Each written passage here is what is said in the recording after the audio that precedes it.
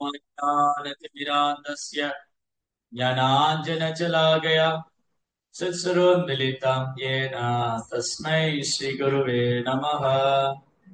नमो विष्णुपादाय कृष्णप्रेष्ठाय भूतले श्रीमते भक्तिवेदान्तस्वामीति नामिने नमस्ते सारस्वती देवे गौरवाणी प्रचारिणे निर्विशेष शून्यवादी पाश्चात्यदेशतारिणे जय श्री कृष्ण चैतन्य प्रभु नित्यानंद श्री अद्वैत गदाधर श्रीवासदि गौर भक्त वृंद हरे कृष्णा कृष्णा कृष्णा हरे हरे हरे राम राम राम हरे हरे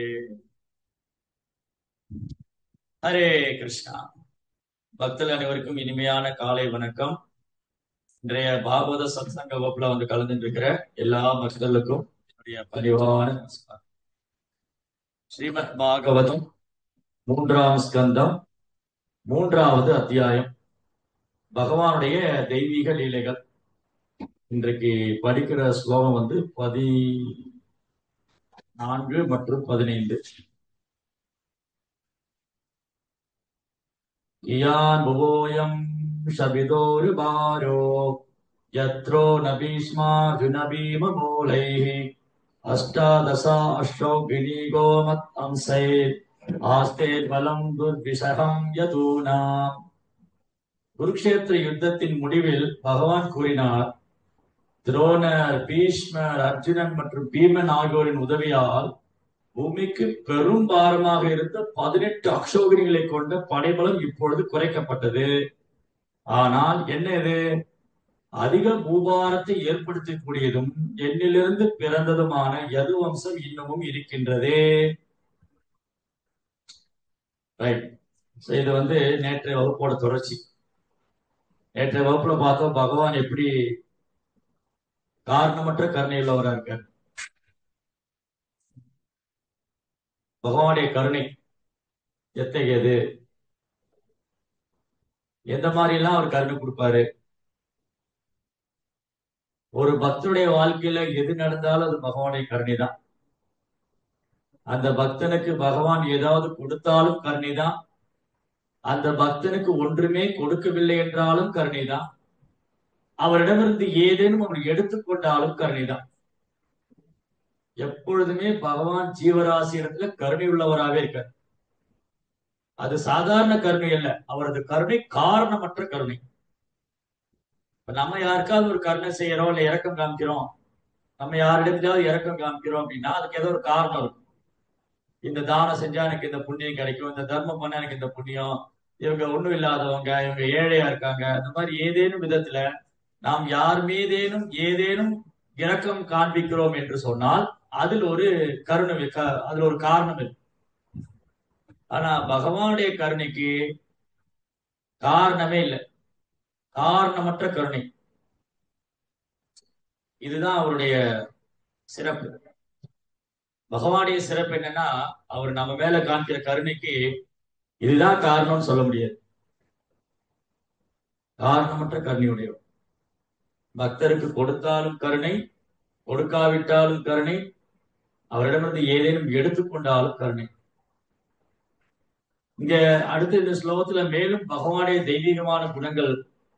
உத்தவர் வந்து பகவானுடைய தெய்வீகமான குணங்களை நினைத்து நினைத்து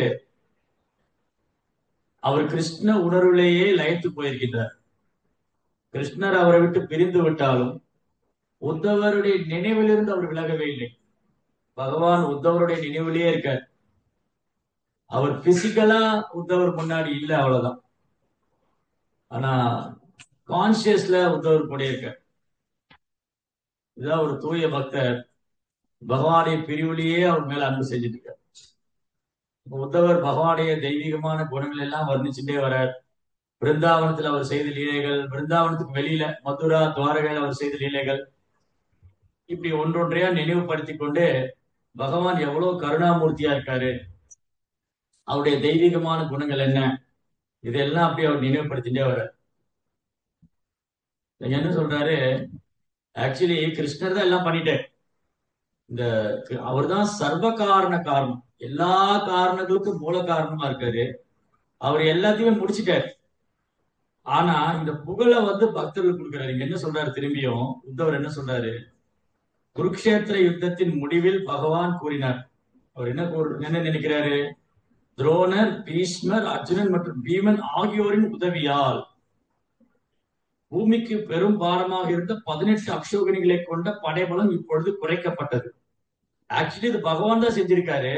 ஆனா பகவானுடைய தெய்வீகமான குணம் என்னன்னா, இவங்களோட உதவின்னு சொல்றாரு. பீஷ்மா, துரோணா, அர்ஜுனா, பீமா, இவங்களோட உதவினால சொல்றேன். நான் பண்ணிட்டேன், நான் இந்த பூமியில அவதாரம் பண்ணேன், என்னால வந்து இந்த பூமியோட பாரம் குறைஞ்சிடுது, அப்படி ஒரு சொல்லல.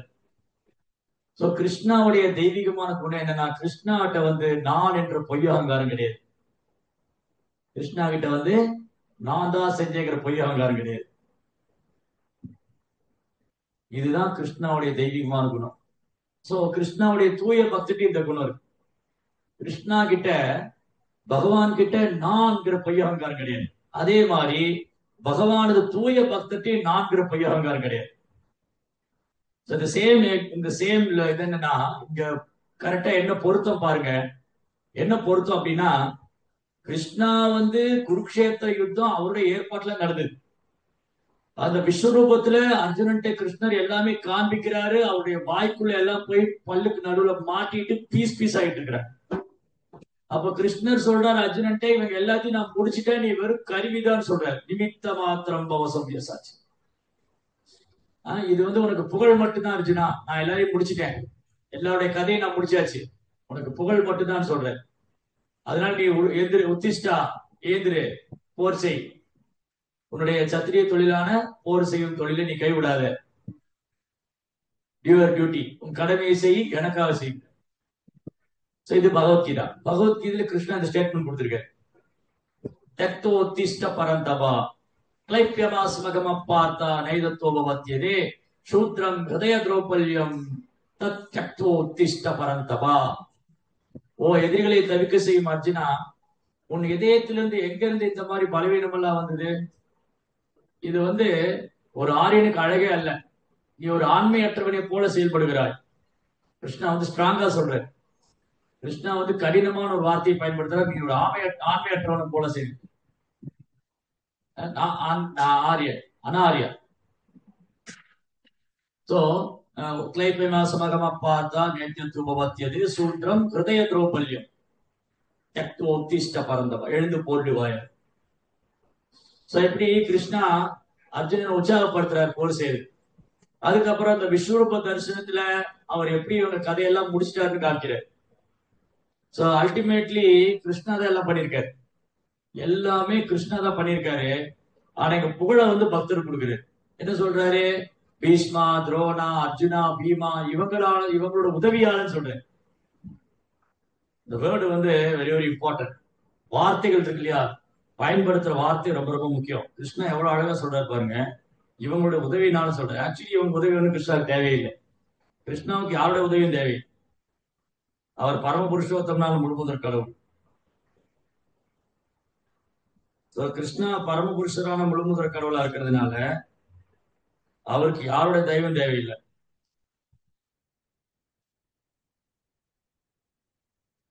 With the help of, proper என்ன டிரான்ஸ்லேட் பண்ணிருக்காரு, வித் த ஹெல்ப் ஆஃப், அவங்களோட ஹெல்ப். சோ ஆக்சுவலி கிருஷ்ணா அவங்கள கருவியா பயன்படுத்திட்டாரு. சோ கிருஷ்ணா அவங்கள கருவியா பயன்படுத்திட்டாரு. ஆனா இங்க என்ன சொல்றாரு, அவங்க உதவினாலும் சொல்றாரு. இதுதான் பிரபுபாதர் சொன்னார். பிரபுபாதர் வந்து தன் சீடர்கள்ட்ட சொல்லுவாங்க, பிரபுபாதர் இந்த உலகத்தையே கிருஷ்ண பக்தியில மூழ்கடிச்சுட்டு அவர் தன் சீடர்கிட்ட என்ன சொல்றாங்க, நீங்க எல்லாம் உதவி செஞ்சதுனாலதான் என் குருமாராஜனுடைய கட்டளை நிறைவேற்ற முடிஞ்சது. எப்படி எப்படி பொருத்தமா இருக்கு பாருங்க. கிருஷ்ணாவுடைய ஸ்டேட்மெண்ட்டும் பிரபுபாவுடைய ஸ்டேட்மெண்ட் எப்படி கரெக்டா கோயின்சைட் ஆகுது இல்லையா?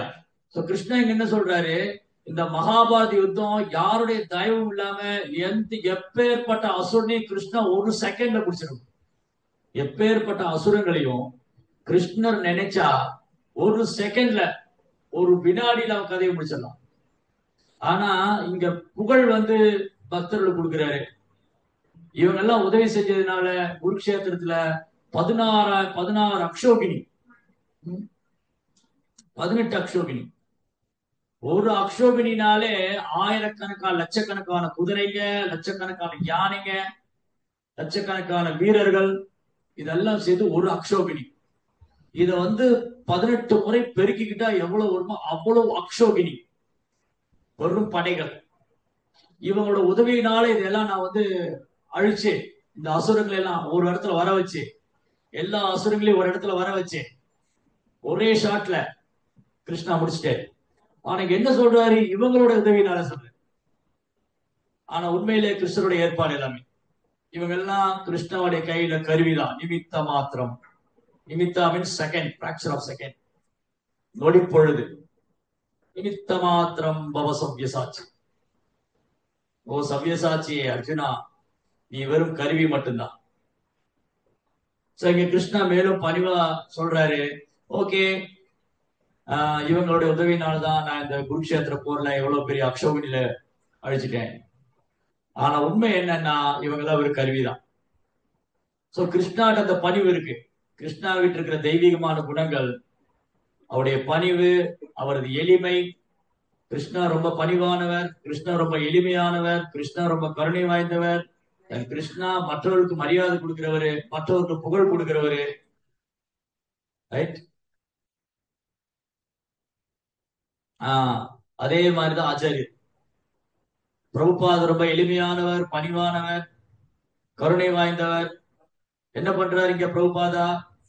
தன் சீடர்கிட்ட சொல்றாரு, ஓ அமெரிக்க ஐரோப்பிய சீடர்களே, எனது மாணவர்களே, நீங்க எல்லாம் உதவி செஞ்சதுனாலதான் இந்த கிருஷ்ண பக்தி என்னால மேலும் இங்க பரப்ப முடிஞ்சது. சோ நீங்க எல்லாம் என் குரு மகாராஜோடைய சேவைக்கு எனக்கு உதவி பண்ணீங்க. என் குரு மகாராஜ் தான் உங்களை எல்லாம் என்கிட்ட அனுப்பிச்சு வச்சிருக்காங்க. இதுதான் பணிவு. நம்ம 4 பேருக்கு பிரச்சாரம் பண்ணிட்டாலே நான் தான் பண்ணேன்னு சொல்றோம். 4 பேருக்கு பிரச்சாரம் பண்ணிட்டாலே, பிரபு அவன் நாங்க கூட்டிட்டு வந்திருக்கேன், அவன் என் மூலமா தான் வந்தாரு, நீங்க என்கிட்ட கேட்காம விட்டு பேசாதீங்க இல்லையா? நான் நான் கூட்டிட்டு நான் கூட்டிட்டு வந்து விட்டுருக்கேன், இருங்க, ஃபர்ஸ்ட் என்கிட்ட கேட்க நீங்க பர்மிஷன் ஆகணும் இல்லையா? நான் தான் பண்ணேன், என்னாலதான் நடந்தது, நான் தான் இவங்க எல்லாம் டிவோட்டி ஆக்கினேன். நோ, நோ, கிடையாது. சோ இங்க கிருஷ்ணரும் சரி, அவரது தூய பக்தரான பிரபுபாதரும் சரி, அவ்வளவு எளிமையும் பணிவர்.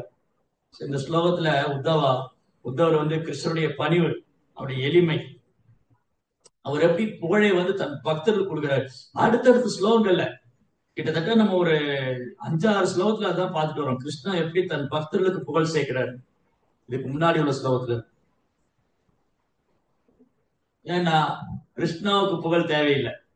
ஏன்னா அவர் புகழ் அவருடைய ஐஸ்வர்யத்துல ஒண்ணு. அவருடைய புகழ் எப்பவுமே இருக்கு. அவர் ஒருத்தர் புகழ்ந்துதான் அவருக்கு புகழ் அடையணும்னு அவசியம் இல்லை. கிருஷ்ணா ஆத்மாராமம், தன்னில் திருப்தி அடையவர். ஒருத்தர் கிருஷ்ணரை புகழ்ந்தாதான் அவர் சந்தோஷமா வரணும் இல்ல. அதே மாதிரிதான் ஒரு தூய பக்தரும் ஆத்மாராமா, ஆத்மரதி. சோ பகவத்கீதையில ஆத்மரதிங்கிற வேர்ட் கிருஷ்ணா யூஸ் பண்றாரு, ஆத்மரதி. பாகவதத்துல ஆத்மாராமா. எத் ஆத்மரதி, இந்த ஆத்மரதிகள் அல்லது ஆத்மாராமாக்கள், அவங்க தன்னில் திருப்தி அடையவங்க. வெளியிலிருந்து யாரும் அவங்க சந்தோஷப்படுத்த வேண்டாம். Self satisfied. ஏன்னா கிருஷ்ணாட குணம் இருக்கு. கிருஷ்ணா ஆத்மாராமா, கிருஷ்ணா தன்னில் திருப்தி அடைபவர். கிருஷ்ணா எப்பவுமே 6 ஐஸ்வர்யங்களை முழுமையா வச்சுட்டு இருக்காரு. சோ கிருஷ்ணர் 6 ஐஸ்வர்யங்களை முழுமையா வச்சுட்டு இருக்கிறதுனாலையும், அவர் எப்பொழுதும் தன்னில் திருப்தி அடைவதாலையும், அவரை வழிபடுறதுனால, அவருக்கு அன்பு தொண்டு செய்யறதுனால, அவருக்கு பக்தி செய்யறதுனால, தூய பக்தர்கிட்ட இந்த குணங்கள் வருது.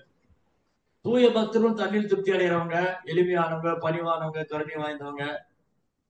அவங்க வெளியிலிருந்து யாரும் திருப்திப்படுத்த வேண்டாம். முகஸ்துதி எல்லாம் பண்ணி அவங்க திருப்தி அடைஞ்சிட மாட்டாங்க.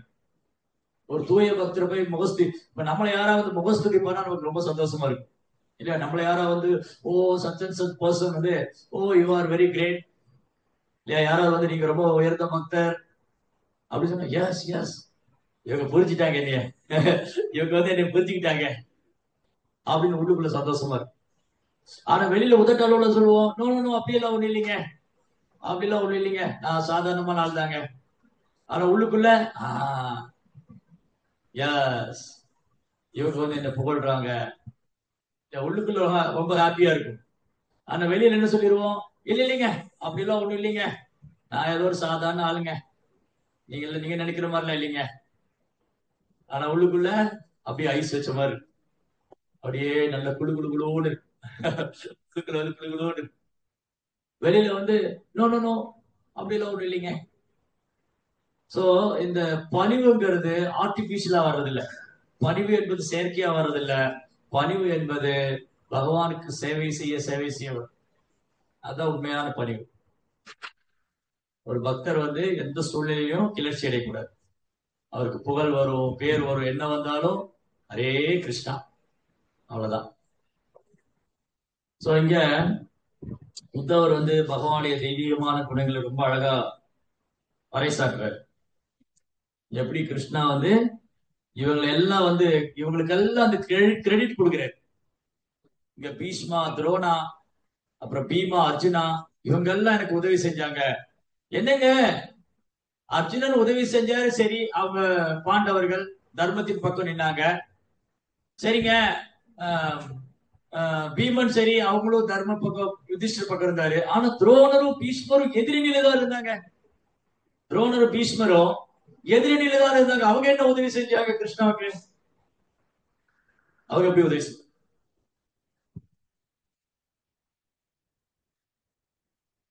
பதில் தெரிஞ்சு கை தூக்குங்க.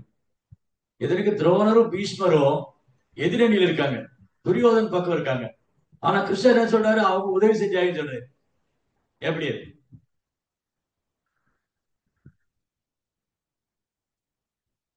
பின் டிராப் சைலண்ட்.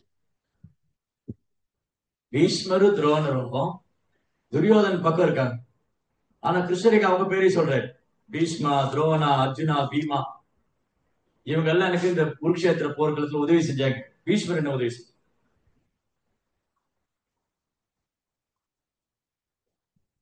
பதில் தெரிஞ்சவங்க கை தூக்கலாம். ஹரே கிருஷ்ண.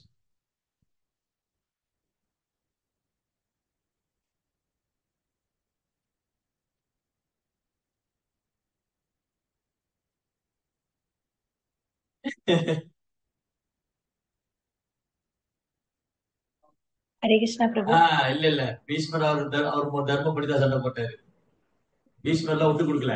ஓ, பாண்டவர்கள் வந்து எனக்கு பிரியமானவங்க, அதனால அவங்க கொல்லக்கூடாது. பீஷ்மா சபதம் போடுறாரு, பாண்டவர்கள் நீங்க 5 பேரை கொல்லுவேங்கிறாரு. அதே மாதிரி பீஷ்மா சொல்றாரு, அர்ஜுன் இன்னைக்கு நான் கொல்லுவேங்கிறார், இல்லாட்டி கிருஷ்ணர் ஆயுதம் எடுக்க வைப்பேங்கிறார். அப்புறம் எப்படி அவர் வந்து பாண்டவருக்கு சாதகமா சொன்னார்? பீஷ்மர் வந்து பாண்டவருக்கு சாதகமா நடந்துக்கவே இல்லை. அதாவது ஜட ரீதியா வெளிப்படையா பீஷ்மர் பாண்டவருக்கு சப்போர்ட் பண்ணார். பட் இன்னர் ஹார்ட்ல பீஷ்மருக்கு பாண்டவர் ஜெயிக்கணும்னு ஆசை. ஏன்னா அவங்க தர்மத்தின் பக்கம் இருக்காங்க. ஆனா சத்திரியனா வந்து பீஷ்மர் வந்து துரியோதன் பக்கம் நினைக்கிறேன்.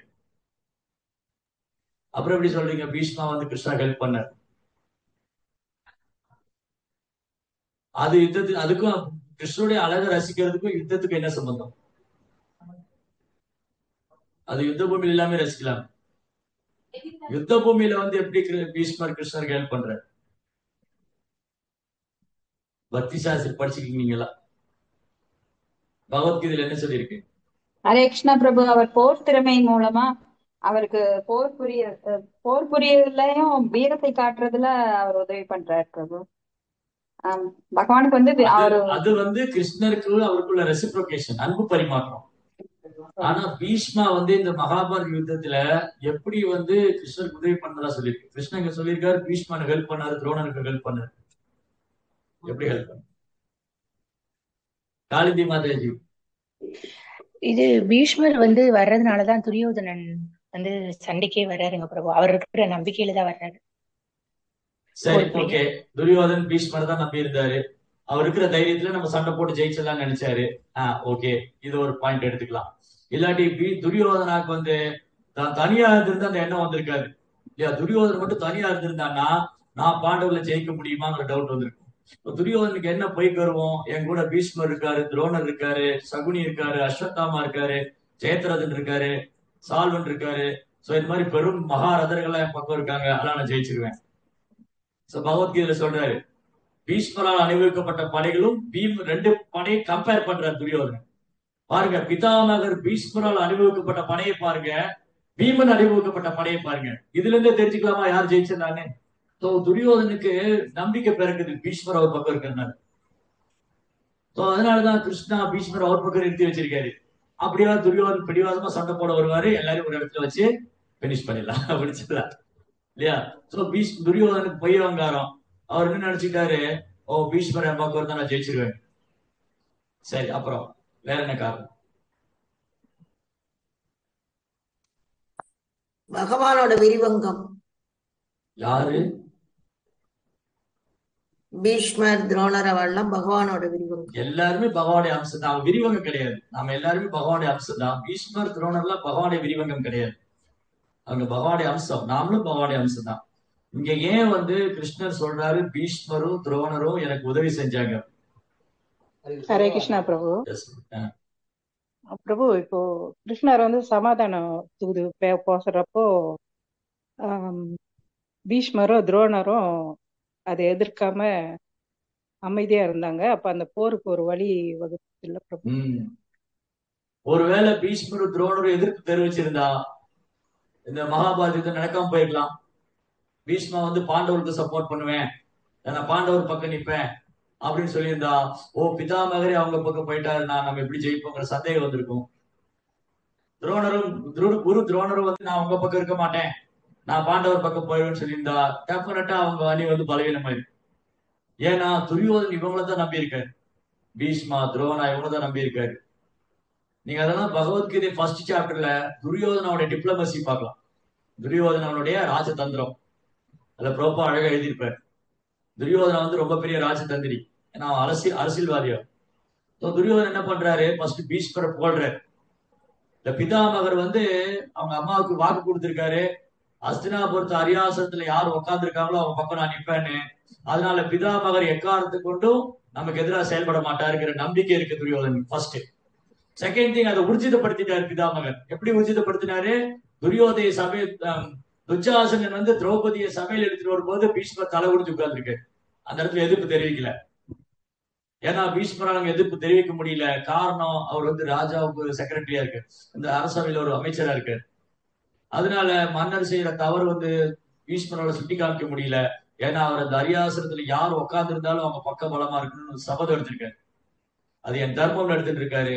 ஆனா இந்த தர்மங்கிற இந்த இதுல எடுத்துட்டதுனாலதான் அவர் கிருஷ்ணரை விட்டுட்டார், பரவ தர்மத்தை விட்டுட்டார். சோ அதனால துரியோதனுக்கு என்ன ஒரு கான்பிடன்ட் இருக்குன்னா, என்ன ஒரு உறுதி ஆயிடுச்சுன்னா, திரௌபதியை சபையில எடுத்துட்டு வந்தப்பவே பீஷ்மர் சும்மா இருந்தாரு, துரோணர் சும்மா இருந்தாங்க, அப்ப எனக்கு சப்போர்ட் பண்றதுலாம் கரெக்ட் ரெடியா இருக்காங்க அப்படின்னு நினைச்சிட்டு இருக்காரு. அதனால துரியோதன் என்ன பண்றாரு, ஃபர்ஸ்ட் பிதாமகரை புகழ்றாரு, அப்புறம் துரோணாச்சாரியரை புகழ்றாரு. சரி, என்ன ஆயிடுது? ஆக்சுவலி துரியோதன் ரொம்ப இன்டெலிஜென்ட், துரியோதன் ரொம்ப புத்திசாலி. என்ன பண்றாரு, முதல்ல துரோணாச்சாரியர் புகழ்றாரு. அவர் புகழ்றது போல இகழ்வார் அவர். அது தமிழ்ல வஞ்ச புகழ்ச்சி அப்படின்னு சொல்லுவாங்க. பசைதாம் பாண்டு புத்திரானாம் ஆச்சாரியம் மகதிம் சமும் வியூடம் துருபத புத்திரேன தவ சிஷ்யேன தீமதா. ஓ ஆச்சாரியரே, இங்க பாருங்க, பாண்டு புத்திரனுடைய படை பலம். அது யார் கமாண்டரா இருக்காரு? அதுல திருஷ்டத்யும்னா. யார் அவரு? உங்க சீடர். பசைதாம் பாண்டு புத்திரானாம் ஆச்சாரியம் மகதிம் சமும் வியூடம் திருபத புத்திரேன. திருபத புத்திரன் திருஷ்டத்யும்னா அவங்க உங்க சீடனாச்சே. அப்ப என்ன அர்த்தம்? புகழ்றாரா இகழ்றாரு? புகழ்றது மாதிரி இகழ்றாரு. ஓ பாருங்க துரோணாச்சாரியரே, உங்க சீடர் பாருங்க ரொம்ப அழகா பாண்டவருடைய படை அணிவகுத்து நிக்கிறார், அவர் உங்க சீடர். அப்ப என்ன அர்த்தம்? நீ அவனுக்கு வித்த கத்து கொடுத்த, அவன் உனக்கு எதிராக போய் நிக்கிறான், நமக்கு எதிராக நிக்கிறான். ரொம்ப அழகா பண்ணிருக்காரு. அத ஒரு உள்குத்து இல்லையா? உள்ள ஒரு செக்குன்னு இருக்கு, ஈட்டியால குத்துரு. சிலர் அப்படியே சிரிச்சு பேசி அப்படியே குத்திடுவாங்க, அது டேலண்ட் இருக்கு. சிலர் நகைச்சுவா பேசுவாங்க, ஆனா பயங்கரமா அட்டாக் பண்ணிடுவாங்க. அந்த மாதிரி கேரக்டர் தான் துரியோதன். துரியோதன் எந்த மாதிரி கேரக்டர்னா, துரோணரை புகழ்ற மாதிரி ஒரு குத்து குத்திட்டாரு. ஓ ஆச்சாரியரே, பாருங்க உங்க சீடர் எவ்வளவு அழகா படையை நிறுத்தி வச்சிருக்காரு பாண்டவர் சைடு. யார் ஒரு உங்க சீடராச்சே. இது இப்ப துரோணருக்கு பெருமையா இல்ல அவமானமா? பெருமையாவும் இருக்கு, அவமானமா இருக்கு. என்ன பெருமை? ஓ பரவாயில்ல, என்கிட்ட வித்த கத்துட்டவன் எவ்வளவு அழகா பிராக்டிஸ் பண்றான். இன்னொரு பக்கம் எனக்கு எதிராக வந்து நிக்கிறான். இதே மாதிரிதான் பீஷ்மரை புகழ்ற மாதிரி கேள்வி. என்ன சொல்லுவாரு பீஷ்மர் பாருங்க, பிதாமகர். அவருடைய படை, அவர் எப்படி படை அணிவகுத்து பாருங்க. பீமனுடைய படையை கம்பேர் பண்ணுங்க. பீமன் வந்து பாண்டவர்களுக்கு கமாண்டரா இருக்காரு, அது கொஞ்சம் படைதான் இருக்கு.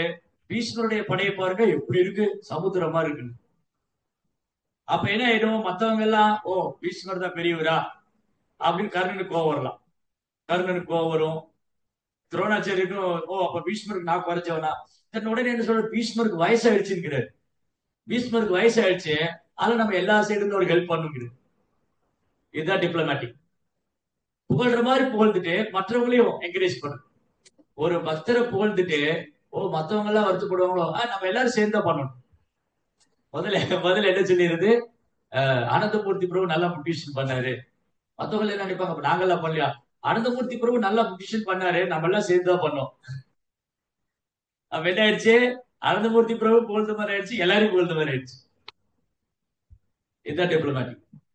சோ டிப்ளமேட்டிக் என்னது, ராஜதந்திரம். சோ ஃபர்ஸ்ட் அனந்தமூர்த்தி புகழ்ந்தாச்சு. ஆனந்தமூர்த்தி புகழ்ந்ததுனால மத்தவங்க என்ன நினைப்பாங்க, அப்ப நாங்கெல்லாம் மோட்டிவேஷன் பண்ணலையா, அவர் மட்டும் தான் பண்ணாரா? இல்ல நம்ம எல்லாம் சேர்ந்து உதவி பண்ண அவர் பண்ணாரு. அப்ப எல்லாரும் சாட்டிஸ்ஃபை, ஓ நம்ம சேர்ந்தோம். இதுதான் துரியோதனா. சோ துரியோதனா இந்த மாதிரி நினைச்சிட்டு இருக்காரு. பீஷ்மாவும் துரோணாவும் சைலண்டா இருக்காங்க. அது மட்டும் இல்ல, அந்த பகவத்கீதை ஃபர்ஸ்ட் சாப்டர்ல பீஷ்மருடைய சங்கு மறைமுகமா சொல்லுது பாண்டவர்கள் ஜெயிப்பாங்க, இவங்க தோத்து போயிடுவாங்க. ஏன்னா பீஷ்மருக்கு நல்லா தெரியும் பாண்டவர் தான் ஜெயிக்க போறாங்க. ஜெயத்து பாண்டு புத்திரானாம் ஏஷாம் பக்ஷே ஜனார்தன். கிருஷ்ணா அங்க இருக்கிறனால அவங்க தான் ஜெயிக்க போறான்னு பீஷ்மருக்கு நல்லா தெரியும். அவர் பண்ண ஒரே ஒரு தப்பு என்னன்னா, கிருஷ்ணருக்கு சேவை பண்றதா உயர்ந்த தர்மம் மறந்துட்டு அவர் எடுத்த தர்மத்தை மட்டும் பிடிச்சிட்டு. ரெண்டாவது, கிருஷ்ணா என்ன காமிக்கிறாரு, பீஷ்மரை போல ஒரு மகாரதன், யாராலும் வெல்ல முடியாதவர், தேவர்களுக்கே சவால் விடுறவர், பரசுராமருக்கு நிகரா யுத்தம் பண்றவர். அந்த பீஷ்மர் வந்து என் பக்தருக்கு எதிரணியில் இருந்தாலும் என் பக்தர்களை ஜெயிக்க முடியாது. பீஷ்மாவும் என் பக்தர் தான். சோ கிருஷ்ணா என்ன பண்ணாரு, பீஷ்மாவுக்கு ஒரு சர்வீஸ் கொடுத்துருங்க. எப்படி சர்வீஸ் கொடுத்திருக்காரு, இவருக்கு அகைன்ஸ்டா நிக்கிற மாதிரி ஒரு சர்வீஸ். இது ரொம்ப கஷ்டமான சேவை, கிருஷ்ணருக்கு எதிராக நிக்கிறது. ஆனா பீஷ்மாவுக்கு தெரியும், ஓகே நான் வந்து இந்த தர்மத்தை ஏத்துட்டு இருக்கேன், அஸ்தனாபுரத்து அரியாசனத்துல உட்காரவங்க நான் பாதுகாப்பு கொடுப்பேன். அதுல ஒரு கட்டுண்ட நிலை ஆயிடுச்சு பீஷ்மாவுக்கு. இதுதான் தர்ம சங்கடமான நிலைமை. பாண்டவர்களை விடவும் முடியாது, ஏன்னா அவங்க பிரியமான குழந்தைங்க, தன் மார்பிளையும் தோல்லையும் போட்டு வளர்த்த குழந்தைங்க அர்ஜுனன் பீமன்லாம். சோ அப்பேற்பட்ட குழந்தைகளுக்கு எதிராக பீஷ்மர் நிக்கிறாரு. என்ன ஆயிடுச்சு, கிருஷ்ணா பீஷ்மர தர்ம சங்கடமான நிலையில வச்சுட்டு, இவர் பாண்டவங்களை கொல்றது கஷ்டம், அதே சமயத்துல கொண்டு ஆகணும். துரியோதனுக்கு விசுவாசமா இருக்கணும், அதே சமயத்துல கிருஷ்ணாவை திருப்திப்படுத்தணும். இதுதான் கஷ்டமான சேவை. சோ பீஷ்மா அதை பண்ணார். சோ பீஷ்மாவுக்கு நல்லா தெரியும், கிருஷ்ணாவுடைய சேவைக்காக தான் இது, எனக்கு இந்த இது, நான் ஏன் இந்த பக்கம் நிக்கிறேன். பீஷ்மா ஒரு செகண்ட்ல உதறி தள்ளிட்டு வர முடியும், யார் என்ன சொல்ல முடியும். பீஷ்மா வந்து ஓகே, நான் வந்து அன்னைக்கு சபதம் போட்டேன், அஸ்தினாபுரத்து அரியாசனத்துல யார் உட்கார்ந்தாலும் நான் பாதுகாப்பு கொடுப்பேன்னு. ஆனா அவங்க அநீதி பக்கம் அதர்ம பக்கம் போகும்போது நான் ஏன் நிக்கணும் அவங்க பக்கம். அதனால என்னுடைய சத்தியத்தை நான் வாபஸ் வாங்குறேன். இல்ல என் உயிரே போன, என் உயிருக்கு ஆபத்து வரும் இல்லையா. பீஷ்மோட உயிருக்கு ஆபத்து தானே, ஏன்னா கிருஷ்ணர் அந்த பக்கம் இருக்காரு. சோ பீஷ்மா என்ன முடிவு எடுக்கலாம், ஓகே கிருஷ்ணா எதிரணியில இருக்காரு, என் உயிருக்கு ஆபத்து வரும், அதனால என் உயிருக்கு ஆபத்துன்னு வரும்போது என் வாக்குறுதி நான் மீறலாம், சாஸ்திரத்துல இருக்கு. யாராவது தன் உயிருக்கு ஆபத்து வந்தா கொடுத்த வாக்குறுதியை மாத்திக்கலாம். பட் பீஷ்மா மாத்திக்கல, ஏன்னா பீஷ்மாவுக்கு நல்லா தெரியும் கிருஷ்ணா இருக்கு இந்த சர்வீஸ் கொடுத்திருக்கேன், கிருஷ்ணாவோட ஏற்பாடு நான் இந்த பக்கம் நிக்கிறேன், அதனால இது வந்து நான் கிருஷ்ணாவுக்கு உதவி பண்ணதான் நினைக்கிறேன், இந்த பக்கம் நிக்கிறது கிருஷ்ணாவோட உதவி செய்யறதுதான். துரோணாச்சாரியர் அப்படிதான் நினைக்கிறாரு, பாண்டவருக்கு அவர் தான் குரு, டீச்சர். சோ இங்க மறைமுகமா நிறைய லீலை நடக்குது. துரோணரும் பீஷ்மரும் துரியோதனுக்கு விசுவாசமா நடந்துகிட்டாலும் அவங்க உள் மனதுல இருந்து ஆசீர்வதிக்கிறாங்க, பாண்டவர் தான் ஜெயிக்கணும். அதுதான் முக்கியம். நம்ம யாரு பக்கம் நிக்கிறோம் முக்கியம் இல்ல, யார ஆசீர்வதிக்கிறது முக்கியம் முக்கியம் இல்லையா? யுதிஷ்டிர மகாராஜ் என்ன பண்ணாரு? மகாபாரத யுத்தம் தொடங்க போகுது. 2 பக்கம் படையை அணிவகுத்து நிக்கிறாங்க. யுதிஷ்டிர மகாராஜ போய் பீஷ்மருடைய பாதங்களை தொட்டு வணங்குறாரு. பிதாமகர் ஆசீர்வாதம் வாங்குறாரு. பிதாமகர் என்ன ஆசீர்வாதம் பண்ணாரு? ஜெய் விஜய் பவ, உனக்கே வெற்றி உண்டாகட்டும். கிடைச்சிச்சா? இனி பீஷ்மரா நினைச்சாலும் அவங்களை ஜெயிக்க முடியாது. ஆசீர்வாதம், அதாவது ஆசீர்வாதம் ரொம்ப ரொம்ப முக்கியம். அதுவும் பீஷ்மரை போன்ற தூய பக்தர்கள், மகாஜனம், ஆச்சாரியன், முதிர்ந்த அனுபவம் உள்ளவர், இவர் எதிரணியில் இருக்காரு, நான் ஏன் போய் அவர் காலில் விழணும்னு நினைக்கல. யுதிஷ்டிர மகாராஜா ஓ பிதாமகர் எனக்கு எதிர நிக்கிறாரு, என் குரு ஆச்சாரியன் எனக்கு எதிரணியில் இருக்கா, நான் ஏன் போய் அவர் காலில் விழணும். இது பொய்கருவம். இந்த பொய்கருவம் என்ன சொல்லுவோம்? ஓ பீஷ்மர் துரோணர் எதிரணியில் நிக்கிறாங்க, நான் ஏன் போய் அவங்க காலில் விழணும், நான் அவங்களை கொல்லணும்ல வந்திருக்கேன் அப்படி நினைக்கல யுதிஷ்டிர மகாராஜ். யுதிஷ்டிர மகாராஜ் என்ன நினைக்கிறாரு? துரோணர் என்னுடைய ஆச்சாரியன், பீஷ்மர் பிதாமகர், அவங்க 2 பேருமே வயதுல முதிர்ந்தவங்க, அனுபவம் உள்ளவங்க, தூய ஆத்மாக்கள், அவங்க அவருடைய ஆசீர்வாதம். இந்த ஆசீர்வாதம் தான் அவங்களை வெற்றி அடைய வச்சு. கிருஷ்ணர் அவங்க பக்கம் இருக்கு. சோ மெயினா அவங்களுடைய ஆசீர்வாதம். அவ பாண்டவர்களை ஆசீர்வதிக்கிறது மூலமா கிருஷ்ணருக்கு உதவி செய்யறாங்க. ஒரு தூய பக்தருடைய ஆசீர்வாதம் கிடைச்சிச்சுன்னா யாரால அவங்க ஜெயிக்க முடியும்? ஆயுஷ்மான் பவ, ஜெய் விஜய் பவ, கீர்த்திமான் பவ, உனக்கே எல்லா சர்வமங்களும் உண்டாகட்டும், நீண்ட ஆயுள் உண்டாகட்டும். திரௌபதி ஆசீர்வாதம் பண்றார் பீஷ்மர். எப்படி ஆசீர்வாதம் பண்ணாரு? சௌபாக்கியவதி பவ. அப்புறம் எப்படி அவர் பாண்டவர்கள் கொள்ள முடியும்? இதுதான் தர்ம சங்கமான நிலைமை. சோ திரௌபதி ஒரு நாள் அழுறாங்க கிருஷ்ணாவோட போய், கிருஷ்ணா இந்த பிதாமகரை நினைச்சா எனக்கு பயமா இருக்கு. ஏன்னா பிதாமகரை வெல்ற சக்தி இந்த பூமியில யாருக்கும் கிடையாது. அவ்வளவு அதீத சக்தியும் ஆற்றலும் படைத்தவர். இந்த அர்ஜுனுடைய நிலைமை நினைச்சா ரொம்ப பயமா இருக்குங்கிறாங்க திரௌபதி. ரொம்ப கவலையில அழுதுட்டே இருக்காங்க. அர்ஜுனன் கிருஷ்ணர் பார்த்துட்டு, என்ன திரௌபதி இப்ப என்ன உனக்கு? இல்ல பிதாமகர் நினைச்சா பயமா இருக்கு. சரிவா நம்மளே அவர்கிட்ட போவோம், அவர்கிட்ட போய் கேட்கலாம். அதை கூட்டிட்டு போறாரு. யுத்தம் எல்லாம் முடிச்சு சூரிய அஸ்தமிச்சு, சூரிய அஸ்தமனம் ஆனதுக்கு அப்புறம் பீஷ்மனுடைய டென்ட்டுக்கு கூடாரத்துக்கு திரௌபதி கூட்டிட்டு போறாரு. அப்போ சூரிய அஸ்தமிச்சு இருட்டாயிரம். அப்புறம் லைட் மின்சாரம் எல்லாம் கிடையாது. அப்ப இந்த சிமினி இது விளக்குதான், சொல்லுவாங்க, அந்த விளக்குதான். பீஷ்மர் கூடாரத்துல இருக்காரு. யாரும் கொலுசு சத்தம் கேக்குது, சிங் சிங் சிங் சிங். பீஷ்மர் பாக்குறாரு, ஓ நான் பிரம்மச்சாரி, என்னுடைய கூடாரத்துக்கு யாரோ இந்த நேரத்துல பொண்ணு வராளே, ராத்திரியில பொண்ணு வந்தா என்ன நினைப்பாங்க? என்ன, அவர் கூட இருந்து வெளியில வராரு. யார் இந்த நேரத்துல? மாதாஜி யார் வந்திருக்கீங்க? பார்த்தா காலில் விழுந்திருக்கா, பிதாமகரே என்ன ஆசீர்வாதம் பண்ணுங்க. பார்த்தா திரௌபதி. திரௌபதி, என்ன நீ இந்த நேரத்துல? பிதாமகரே என்ன ஆசீர்வாதம் பண்ணுங்க, சௌபாகியவதி பவ, நீ தீர்க்க சுமங்கலியா இருட்ட. அப்புறம் எங்க அவர் போய் அர்ஜுனன் கொள்றது? அப்ப ஆசீர்வாதம் கொடுத்தாச்சு, அப்ப கொல்ல முடியாது. கிருஷ்ணர் பார்த்தாரு, திரௌபதி நம்ம வேலை பிடிச்சதா போலான்ட்டு. பக்கத்துல கிருஷ்ணர் நிக்கிறாரு. ஓ கிருஷ்ணா. இப்ப என்ன பண்ணுவார் பீஷ்மா? திரௌபதி கொடுத்த வாக்குறுதியை காப்பாத்துவாரா, துரியோதனுக்கு கொடுத்த வாக்குறுதியை காப்பாத்துவாரா? இல்லையா? திரௌபதியை சொல்லிட்டாரு, நீ தீர்க்க சுமங்கலி யாரு, ஆயுஷ் சௌபாகியவதி போவ. அங்க துரியோதன் சொல்ல, நான் அர்ஜுனனை கொல்லுவேன். எப்படி முடியும் அவரால்? கிருஷ்ணா மாட்டி விட்டார் பீஷ்மரை. அவர் துரியோதன் கொடுத்த வாக்குறுதி காப்பாற்ற முடியாது, அர்ஜுனனையும் கொல்ல முடியாது. திரௌபதி கொடுத்த அர்ஜுனனை கொண்டா திரௌபதி கொடுத்த வாக்குறுதி பொய்யாயிடும். கொல்லாம விட்டா துரியோதனுக்கு கொடுத்த வாக்குறுதி. இப்ப என்ன பண்ணுவீங்க பாக்கலாம்.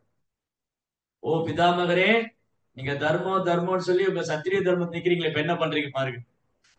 அதனால இதுதான் தர்ம சங்கடமான நிலைமை. அதனால ஒரே தர்மம் தான், அதான் பரவ தர்மம். கிருஷ்ணரை சரணடைகிறது, அவரை திருப்திப்படுத்துறது. பீஷ்மா என்ன பண்ணிட்டாரு? கிருஷ்ணரை திருப்திப்படுத்துறதுக்கு பதிலா அஸ்தினாபுரத்து அரியாசனத்துல உட்கார அவனை திருப்திப்படுத்தணும்னு நினைச்சேன், சத்தியவதியை திருப்திப்படுத்தணும்னு நினைச்சேன். ப்ராப்ளம். கிருஷ்ணாவை திருப்திப்படுத்துன்னு நினைக்கும். எனிவே, சோ இதெல்லாம் கிருஷ்ணாவுடைய அரேஞ்ச்மெண்ட், கிருஷ்ணாவுடைய ஏற்பாடு. அப்பதான் மகாபாரத யுத்தம் நடக்கும். இந்த அசுரங்கள்லாம் ஒரு பக்கம் வருவாங்க, எல்லாரையும் ஒரே இடத்துல வச்சு ஹோல்சேலா பினிஷ் வச்சிடலாம். சோ இப்படி கிருஷ்ணா வந்து ரொம்ப இன்டெலிஜென்டா பண்ணாரு. சோ கிருஷ்ணாவுடைய சேவைக்கு உதவி பண்றதுக்காக துரோணரும் பீஷ்மரும் எதிரணியில இருந்தாங்க. அவங்க ஆசீர்வாதம் மூலமா தன் மாணவர்களை ஆசீர்வதிக்கிறாங்க. அவங்க மனதால் அவங்களை ஆசீர்வதிக்கிறாங்க, மனதால் அவங்க வெற்றி அடையணும்னு நினைக்கிறாங்க. இதுதான் ரொம்ப ரொம்ப முக்கியம். ஒருத்தர் எந்த பக்கம் இருந்தாலும் அவங்க எண்ணம், சிந்தனை, ஆசீர்வாதம் பூரா பாண்டவர் பக்கம் இருக்குன்னா அவங்கதான் ஜெயிக்க போறாங்க.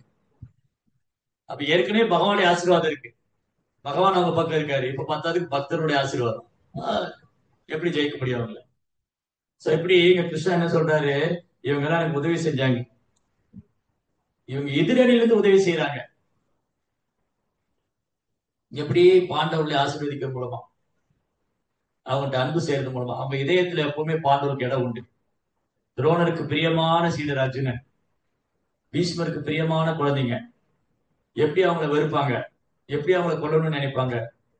சோ ஜன ரீதியா வெளி தோற்றத்துல அவங்க துரியோதனுக்கு விசுவாசமா சண்டை போடுற மாதிரி காமிச்சுக்கிறாங்க.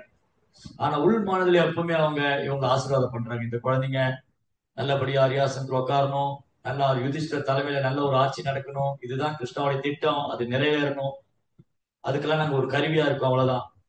சோ எங்க டியூட்டி நாங்க பண்றோம், ஓகே. நாங்க வந்து துரியோதன் பக்கம் நிக்கிறோம், எங்க கடமையை நாங்க செய்யறோம். ஆனா எங்களுக்கு நல்லா தெரியும் இந்த யுத்தத்துல நாங்க கொல்லப்படுவோம், பாண்டவர் தான் ஜெயிப்பாங்க. சோ கிருஷ்ணருக்காக உயிரை விடுறதும் சேவைதான். சோ பீஷ்மா அந்த உடலை விடுறாரு. மகாபாரத யுத்தத்துல பாண்டவருக்கு எதிராக நின்று பீஷ்மா அந்த வீர மரணம் அடைகிறார். துரோணர்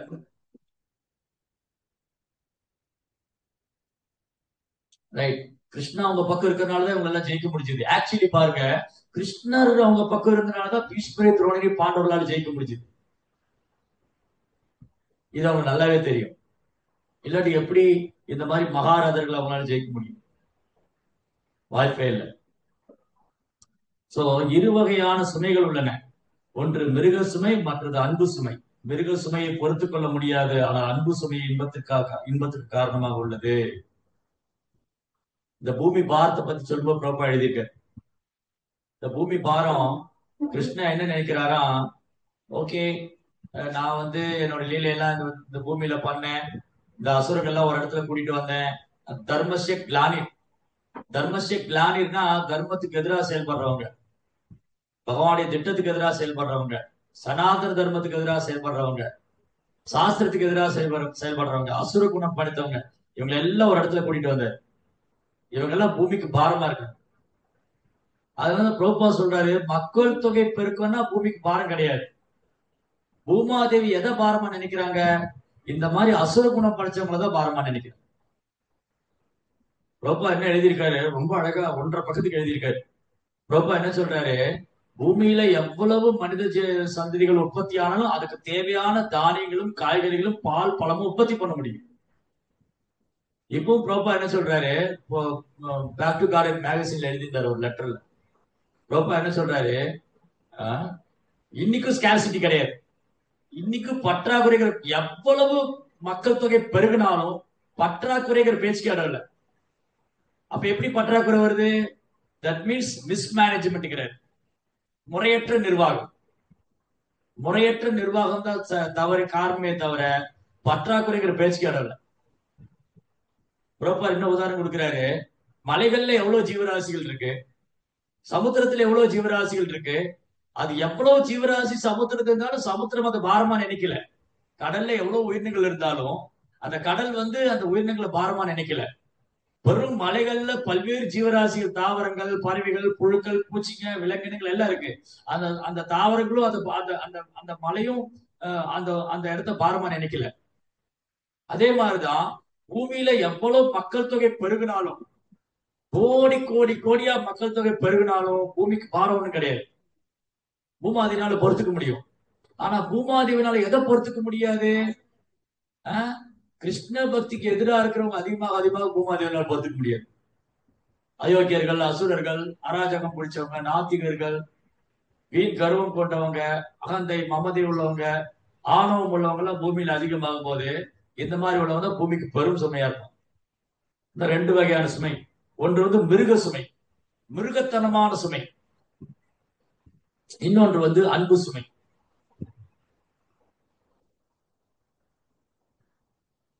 எல்லோருமே பூமாதையுடைய குழந்தைகள் தான். சோ நல்ல குணம், நல்ல கேரக்டர் இருக்கிற குழந்தைங்க வந்து அந்த பெற்றோருக்கு அன்பு சுமையா இருக்காங்க. அதுவும் சுமைதான். ஒரு பெற்றோருக்கு ரொம்ப அழகா எழுதியிருக்காரு. ஒரு பெற்றோருக்கு வந்து தன் பிள்ளைகள் சுமைதான். யாருக்கு யாரெல்லாம் சுமைன்னு எழுதியிருக்காரு பிரபாதா. விஸ்வநாத் சக்கரவர்த்தி ரொம்ப அழகான ஸ்டேட்மெண்ட் இது. சில விஸ்வநாத் சக்கரவர்த்தி ஒரு அன்பு சுமையை நடைமுறைக்கேற்ற வகையில் பின்வருமாறு விளக்குகிறார். சில விஸ்வநாத் சக்கரவர்த்தி தாக்கூர் இந்த அன்பு சுமையை நடைமுறைக்குள்ள ஏற்றவாறு பின்வருமாறு விளக்குகிறார். இளம் மனைவி மீதுள்ள கணவனின் சுமை.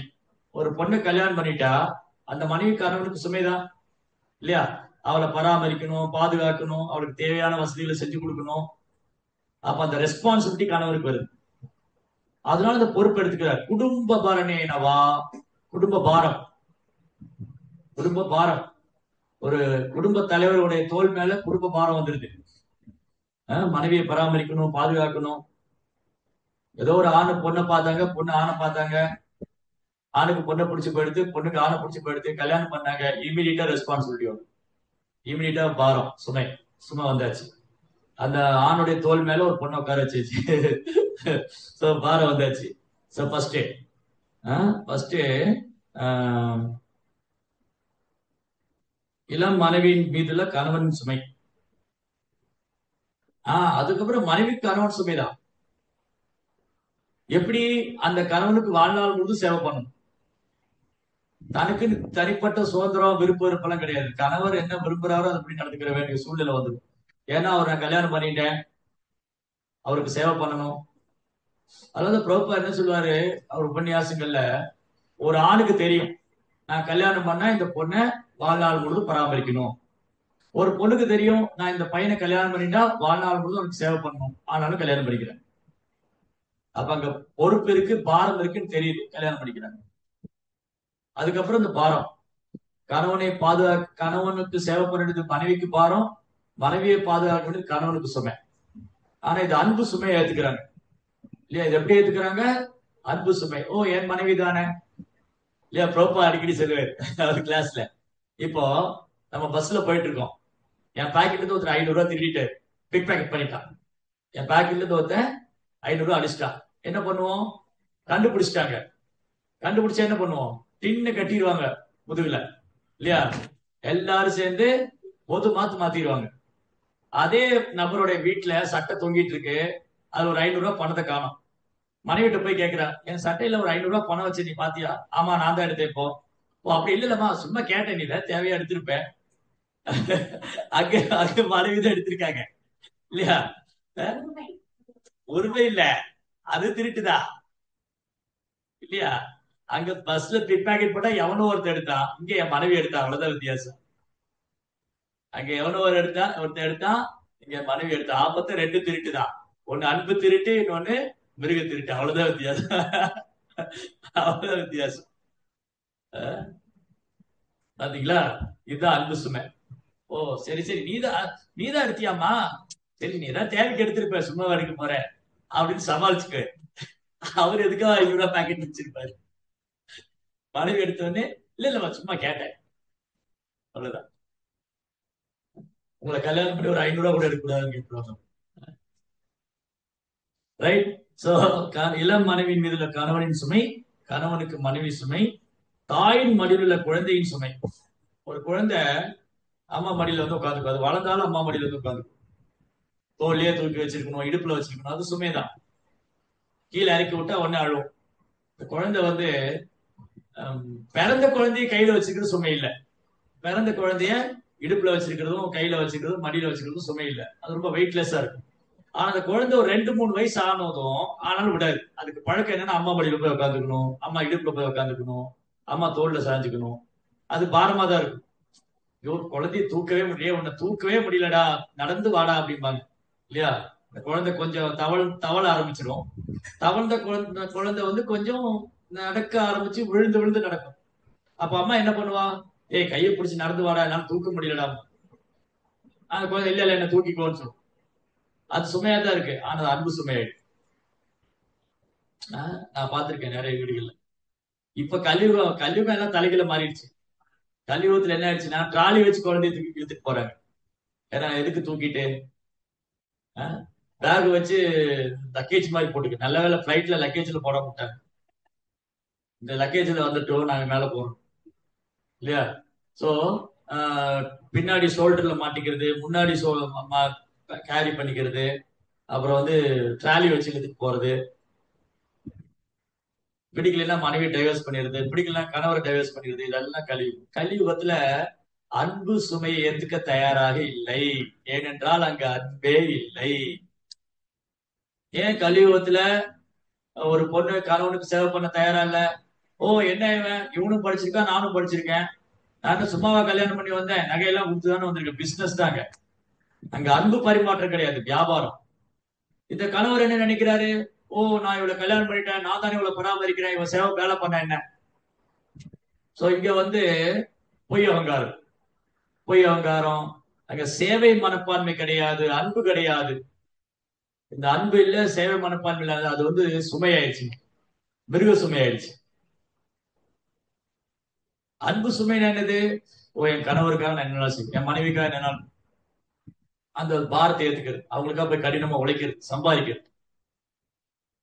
இது அன்பு சுமை. அந்த அன்பு சுமையை கலியுகத்துல குறைச்சிக்கிட்டே வருது. கணவன் மனைவி இடத்துல, பெற்றோர்கள் பிள்ளைகள் இடத்துல லக்கேஜ் மாதிரி தூக்கிட்டு போறாங்க பிள்ளைகளை. நீ கொஞ்ச நாள் வந்து பார்சல் எல்லாம் அனுப்புவாங்கன்னு நினைக்கிறேன், கொரியர்ல பார்சல் எல்லாம் கொடுமை. சோ இந்த அன்பு சுமையை குறைச்சிட்டே வருது. ஒரு அம்மாவுக்கு வந்து குழந்தை மடியில இருந்தா அது வந்து ஒரு அன்பு சுமை தான். ரொம்ப வெயிட்டா இருக்கு, கீழே விட்டா அழறான், நடந்து வாடானா கேட்க மாட்டேங்கிறான், இடுப்புலயே வச்சுக்கணுங்கிறான், அழறான். சோ இது அன்பு சுமை. அதுக்கப்புறம் மற்றும் வணிகனின் மீது உள்ள செல்வ சுமை. ஒரு வியாபாரிக்கு செல்வம் கிடைக்குது, அதுவும் சுமைதான், ஆனா சந்தோஷமா இருக்கு. எவ்வளவு பணம் வந்துட்டு இருந்தாலும் அது அவனுக்கு பாரம் தான், தூக்கம் வராது. நிறைய பணம் வர வர அவனுக்கு தூக்கம் வராது, அது ஒரு சுமைதான் அவனுக்கு, ஆனா அவனுக்கு சந்தோஷமா இருக்கு. அது அன்பு சுமையா இருக்கு. எந்த வியாபாரியாவது போதும் நான் நிறைய வியாபாரம் பண்ணி சம்பாதிச்சிட்டேன், நிறைய லாபம் சம்பாதிச்சிட்டேன் போதும்னு சொல்லுவாரா? போதுங்கிற எண்ணம் வரவே வராது. அது வியாபாரிகளுக்கு போதுங்கிற எண்ணம் வரவே வராது. எவ்வளவு கிடைச்சாலும் அது ஆர்வம் அதிகரிக்கும். ஓ போன வருஷம் இவ்வளவு டர்ன் ஓவர் பண்ணுவான், இந்த வருஷம் இதோட டபுள் ஆகும், அடுத்த வருஷம் அதோட டபுள் ஆகும். அது பூரா சேர்ந்து சேர்ந்து தூக்கமே வரல, எங்கேயாவது கொள்ளையடிச்சிருவாங்களோ, யாராவது திடீருவாங்களோ, அது அன்பு சுமையா வச்சுட்டு இருக்கான், அது பாரமா இருக்கும். சோ இப்படி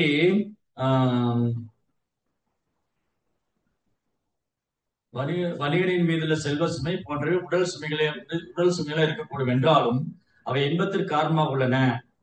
இத்தகைய சுமைகள் இல்லாத பொழுது உண்மையான அன்பு சுமையை விட பாரமாக உள்ள பிரிவு சுமையை ஒருவர் உணரக்கூடும். இதுதான் கலியுகத்துல இதெல்லாம் பாரம் ஆயிடுச்சு. கணவனுக்கு மனைவி பாரம், மனைவிக்கு கணவர் பாரம், பெற்றோருக்கு பிள்ளைகள் பாரம், பிள்ளைகளுக்கு பெற்றோர் பாரம், வியாபாரிக்கு வந்து தொழிலாளர் பாரம், தொழிலாளருக்கு வியாபாரிகள் பாரம். ஒட்டு மொத்தத்துல இவங்க எல்லாம் பூமிக்கு பாரம். ஒட்டு மொத்தத்துல இவங்க எல்லாம் பூமிக்கு பாரம். காரணம் என்னன்னா கிருஷ்ண உணர்வற்ற சமுதாயம் பூமிக்கு பாரம். That's all. அவ்வளவுதான். எந்த சமுதாயம் கிருஷ்ண உணர்வு இல்லையோ, எந்த சமுதாயம் பகவான் முன்பு வீழ்ந்து வணங்குவதில்லையோ, யாரு பகவான் கிருஷ்ணரை ஏற்றுக்கொள்வதில்லையோ அவங்க பூமிக்கு பாரம். அவங்க எல்லாருமே பூமிக்கு பாரம் தான். சோ அதனால இவங்களெல்லாம், இந்த அசுரங்கள் எல்லாம் பூமிக்கு பாரமா பூமாதேவி நினைக்கிறாங்க. ஆக்சுவலி பூமாதேவிக்கு ஒன்றும் பெரிய பாரம் கிடையாது. ஆனா இவங்க கிருஷ்ண உணர்வற்று இருக்கிறதுனால. அதனாலதான் பாகவதம் 4th கேண்டோல படிக்கிறோம். பாகவதம் 4th கேண்டோல பிருத்து மகாராஜ் சரித்திரத்துல வரும்.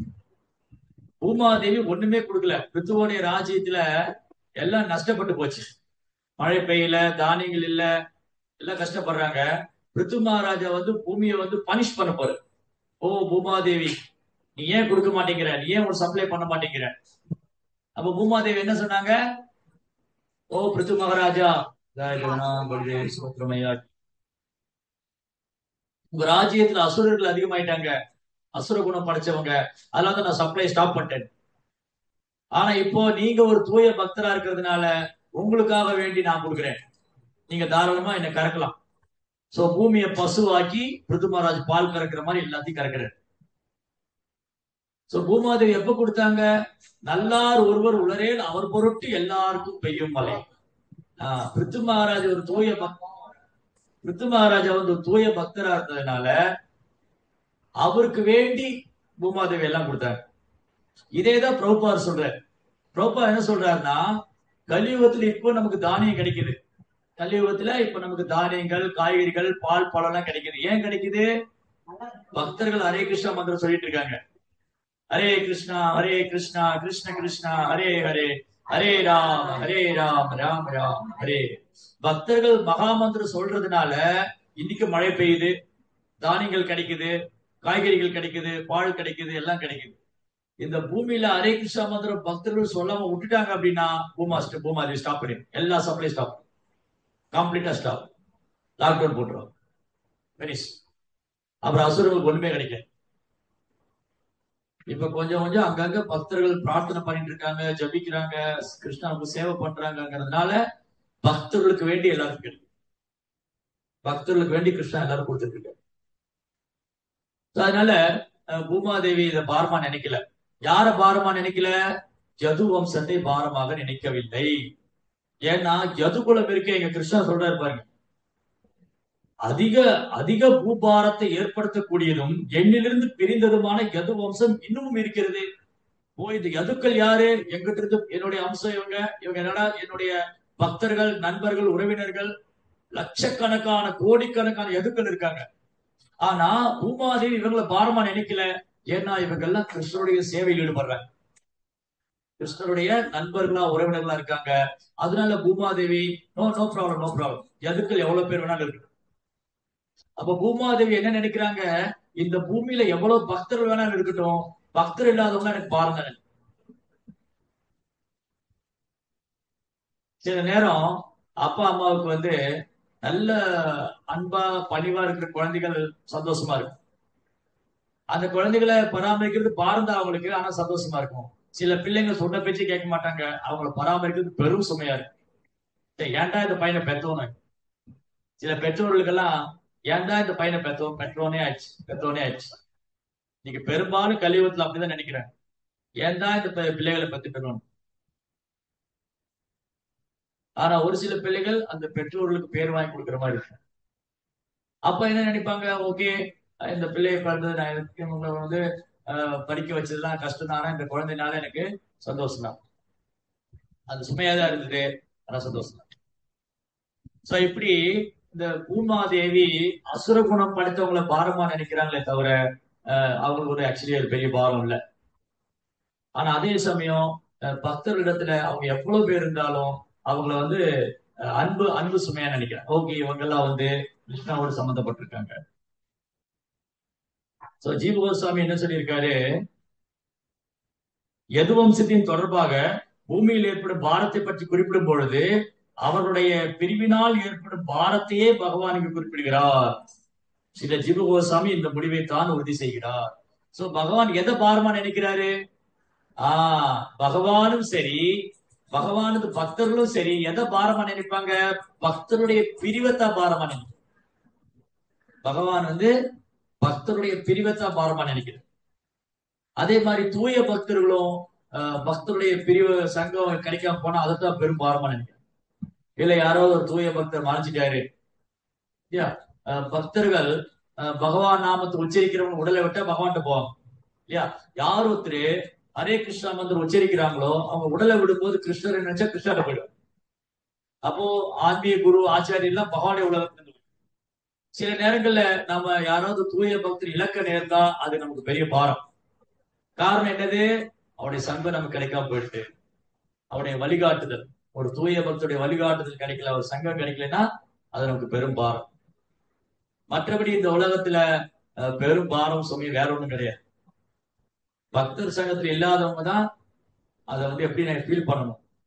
நம்ம எல்லாம் என்ன ஃபீல் பண்ணணும்? பக்தர் சங்கம் கிடைக்கலன்னா பெரும் பாரமா ஃபீல் பண்ணணும். பக்தருடைய பிரிவை நம்ம பாரமா ஃபீல் பண்ணணும். ஆனா நம்ம என்ன நினைச்சிட்டு இருக்கிறோம்? இனி சொந்தக்காரங்க குடும்பம் சமுதாயத்தை தான் பார்ப்போம் நினைச்சு, ஐயோ இவங்களை பார்க்க முடியலையே, போக முடியலையே, பேச முடியல. அதான் டிஃபரன்ஸ். அதனால இந்த கான்சியஸ்னஸ் தான் ரொம்ப ரொம்ப முக்கியம். கிருஷ்ணா என்ன பண்ணாரு, அழகா ஒரு திட்டம் போட்டாரு, இந்த பூமியோடைய பாரத்தை குறைச்சிட்டாரு. ஆனாலும் எதுக்கள் இன்னும் பூமியில இருக்காங்க, அவங்களுக்குள்ள சண்டையை ஏற்படுத்துற மாதிரி கிருஷ்ணாவை திரும்ப அழைச்சிட்டு போயிட்டேன். அது மூலமா 2 அழகான பாடம் ஏற்கனவே நம்ம போன கிளாஸ்ல படிச்சுட்டோம். என்ன 2 அழகான பாடம்? ஒன்று, இந்த போதை வஸ்துக்கு அடிமையானவங்க தண்ணியிலே இழந்துருவாங்க. எதுக்கள் பழைய சாத தண்ணியெல்லாம் குடிச்சு அது ஒரு போதை மாதிரி, பழைய சாதம் பழ ரசங்கள்லாம் கலந்த அந்த தண்ணியை குடிச்சு அவருக்கு போதை ஆயிடுச்சு. அதுல ஒருத்தர் திட்டிக்கிட்டு கொடூரமான வார்த்தைகளால் பேசி சண்டை போட்டு இந்த பூமி விட்டு போனாங்க. அதனால இந்த புகழ், போதை இதெல்லாமே பெரும் தடை ஆன்மீக முன்னேற்றம். பதவி, பெயர், புகழ், வீண் கர்வம், ஆணவம், அகந்தை, பொய்யலங்காரம், அதுக்களுக்கு பெரும் தடையா இருக்கு. 2வது, அவங்க வைஷ்ணவ அபராதம் பண்ணாங்க. அந்த வைஷ்ணவ அபராதம் பண்ணதுனால அவங்களும் கிருஷ்ணரால என்ன பண்ண, கிருஷ்ணரோட கண்டுக்கவே இல்லை, கைவிட்டாரு. ஏன்னா கிருஷ்ணா முடிவு பண்ணிட்டாரு இவங்களை திரும்ப கூட்டிட்டு போகணும். அதனால இந்த முனிவர்களுடைய சாபம், பிராமணருடைய சாபம், இந்த சாம்பனுக்கு இந்த இரும்பு வழக்கதான் குழந்தையாகும். என்ன பண்ணாங்க, சாம்பனுக்கு ஒரு பொம்பளை வேஷம் போட்டு வயிற்றுல துணியெல்லாம் கட்டிட்டு ஒரு கர்ப்பவதி மாதிரி. முனிவர்களே, நீங்கெல்லாம் முக்காலம் அறிந்தவர்கள், இந்த பொண்ணுக்கு என்ன குழந்தை பிறக்குன்னு சொல்லுங்க. அவங்க பார்த்தாங்க, எங்களையா கேலி பண்றீங்க, நீங்க எல்லாம் கிருஷ்ணருடைய நண்பர்கள், உறவினர்கள், பிள்ளைகள்ங்கிறதுனால உங்களுக்கு கர்வம் ஆயிடுச்சு. அதுக்கு இரும்பு வழக்கதான் குழந்தையா வரும், நீங்க எல்லாம் அதுலதான் அழிஞ்சு போவீங்க. கிருஷ்ணர் இந்த சாபத்துல தலையிடவே இல்லை. கிருஷ்ணா முடிவு பண்ணிட்டாரு இவங்களை திரும்ப அழைச்சிட்டு போறோம். அதுக்கு இவங்க ஒரு கருவியா பயன்படுத்திட்டாரு, அவ்வளவுதான். அப்ப வைஷ்ணவ அபராதம் பண்ணா கிருஷ்ணரே தலையிட மாட்டார். சொந்த குடும்ப அங்கத்தினர், உறவினர்கள், நண்பர்கள், சொந்த தாயா இருந்தா கூட வைஷ்ணவ அபராதம் பண்ணா பகவான் மன்னிப்பார். சச்சி மாதாவுக்கு கருணை கொடுக்க மாட்டேன் சைத்தன்மா. ஏன்னா மனசால நினைச்சிட்டாங்க இந்த அத்வைதா தான் காரணம், என் பையன் சன்னியாசம் போனது, விஸ்வரூபா சன்னியாசம் எடுத்துட்டு போயிடும் சைத்தன்மா அப்படி அண்ணா. அப்போ மனசால நினைச்சாங்க சச்சி மாதா. அத்வைத பிரபு கூட போய் உட்காந்து பாவகம் படிச்சுதான் அவனுக்கு பற்றுதல் எல்லாம் போயிடுது, குடும்ப பற்றுதல் இல்ல, சன்னியாசியா போயிட்டான். இந்த குற்றம் செஞ்சதுனால, மனதால வைஷ்ணவ குற்றம் செஞ்சதுனாலேயே சச்சி மாதாவுக்கு மகாபிரபு கிருஷ்ணபிரேமம் தரமாட்டேன். ஒரு அத்வைத பாதங்களை தொட்டு வணங்கினாதான் தருவேங்கிறார். அத்வைத பிரபு அனுமதி கொடுக்க மாட்டேங்கிறார். சச்சி மாதா யாரு? மகாபிரபுடைய அம்மா. அவங்க எனக்கு அம்மா மாதிரி, அவங்க யசோதா அம்மா. அவங்க போய் என் காலை தொடர்றதா? அனுமதிக்க மாட்டேன். அங்க மகாபிரபு அவங்க கருணையை கொடுக்க மாட்டேங்கிறார். அத்வைதருடைய பாதம் தொட்டாதான் கருணை. அத்வைதர் கீர்த்தனம் செஞ்சு நடனம் ஆடி அப்படி மகாபிரபுடைய லீலையில நினைச்சு அப்படி மயங்கி விழுந்தாரு. ஓடி போய் சச்சி மாதா அத்வைதருடைய பாதம் பிடிச்சிட்டாரு. அப்புறம்தான் கிருஷ்ண பிரேமம். அதனால சச்சி மாதா ஒரு சொந்த அம்மா, மகாபிரபுடைய அம்மா. சொந்த மகன் நரக்கா பௌமா, கிருஷ்ணனுடைய பையன், என்ன பண்ணாங்க, பானாசுரன் கூட சேர்ந்துட்டு பக்தர்லாம் தொந்தரவு பண்ணாங்க, பிராமணரை தொந்தரவு பண்ணாங்க, அபராதம் பண்ணாங்க. சொந்த பையனான கிருஷ்ணர் மன்னிக்கல, சொந்த அம்மாவையும் மன்னிக்கல, சொந்த உறவினர்கள், சொந்த குடும்ப அங்கத்தினர் யதுக்கள் அபராதம் பண்ணாங்க. கிருஷ்ணர் சைலண்டா விட்டாரு, அமைதியா தலையிடவே இல்லை. இப்படி கிருஷ்ணா அவர் லீலைகள் மூலமா நமக்கு நிறைய பாடம் கத்துக் கொடுப்பாரு. இதெல்லாம் நம்ம இதெல்லாம் கரெக்ட் பண்ணிக்கணும். இந்த குற்றங்கள்லாம் நம்ம செய்திடக்கூடாது. ஏன்னா இவங்க எல்லாமே தன்னை உணர்ந்த ஆத்மாக்கள், பகவானுடைய ஆன்மீக லோகத்துல நித்தியமா சேவை பண்றவங்க. அவங்களை கூட்டி அவங்க மூலமா நமக்கு சில பாடம் கத்துக் கொடுக்குறாரு. அதனால எதுக்கெல்லாம் கர்வம் பிடிச்சவங்க, அகங்காரம் பிடிச்சவங்க அர்த்தம் கிடையாது. அந்த மாதிரி அவங்களை நடக்க வச்சு அது மூலமா நமக்கு பாடம் கொடுக்குறாரு. இப்படி இருந்தா இப்படிதான் அவங்க பார்த்து, இப்படி நடந்துக்கிட்டா இதுதான் பாடம், நான் மன்னிக்க மாட்டேன். ரைட்? அதனால கிருஷ்ணாவுடைய ஒரு லீலைகள்ல பல அற்புதம் அவர் பண்ணிடுறாரு, பல பாடங்களை கொடுத்துருவார். இதுதான் கிருஷ்ணனுடைய தனி பெரும் கருணை. இதெல்லாமே கிருஷ்ணாவுடைய கருணை தான். அவர் இந்த பூமியில தோன்றியது, பாண்டவர்கள் அழைச்சு வந்தது, எதுக்குள்ள அழைச்சு வந்தது? இதெல்லாம் நமக்கு அழகழகான பாடம் கற்றுக் கொடுக்கதான். எப்படி அவர் மேல அன்பு செய்யணும், ஒரு பக்தர் என்ன செய்யணும், என்ன செய்யக்கூடாது, எப்படி அவரை சரணாகதி பண்றது, எப்படி அவருக்கு பக்தி தொண்டு செய்யறது, இதெல்லாம் கத்துக் கொடுக்கறது தான் பீஷ்மர் எல்லாரையும் அழைச்சிட்டு வந்தார் கிருஷ்ணன். அது மூலமா இந்த லீலைகளை படிக்கிறதுனால, கேட்கறதுனால நம்ம இதயத்திலே கிருஷ்ண உணர்வுல முன்னேற்றம் அடையும். சோ இப்ப என்ன பண்றது? கிருஷ்ணாவை நான் பிரிச்சுட்டேன், இந்த கிருஷ்ணா விட்டுட்டு வந்துட்டேன். நம்ம எல்லாருமே கிருஷ்ணா உதறி தள்ளிட்டு வந்துட்டோம். இப்போ இந்த லீலைகளை திரும்ப திரும்ப நினைக்கிறது மூலமா, தினமும் பாகவதம் படிக்கிறது மூலமா நம்ம கிருஷ்ணாவோட லீலைகளை நுழையாது. தென் கொஞ்சம் கொஞ்சமா அதுல சுவையை வளர்த்துக்கிட்டோம்னா நம்ம ஒரு நாள் ஃபீல் பண்ணுவோம், சே ஏன்டா இந்த பூமிக்கு வந்தோம், ஏன்டா இந்த மனுஷ பிறவி எடுத்தோம், ஏன்டா இதெல்லாம் பண்றோம், ஏன்டா ஏன் நான் பிறந்திருக்கவே கூடாது, பிறந்திருக்கவே கூடாது, பிறந்த நாள் கொண்டாடிட்டு இருக்கு இல்லையா? ஜஸ்ட் ஆக்சுவலி பார்க்க போனா நம்ம ஜட உடல் எடுத்துக்கவே கூடாது. ஜட உடல் எடுத்துட்டு போய் யாராவது கொண்டாடுவாங்களா? வீழ்ந்த ஆத்மா, நான் ஜட உலகத்துல வீழ்ந்துட்டேன், அதை சந்தோஷமா கொண்டாடுறேன். வீழ்ந்தது போய் யாராவது கொண்டாடுவாங்களா? வீழ்ந்த ஆத்மா கட்டுண்ட நிலையில இருக்க பந்தப்பட்ட பிறவி எடுத்துக்கவே கூடாது, இந்த உலகத்துல பிறந்திருக்கவே கூடாது, அதுக்கு பிறந்த நாள் கொண்டாடு.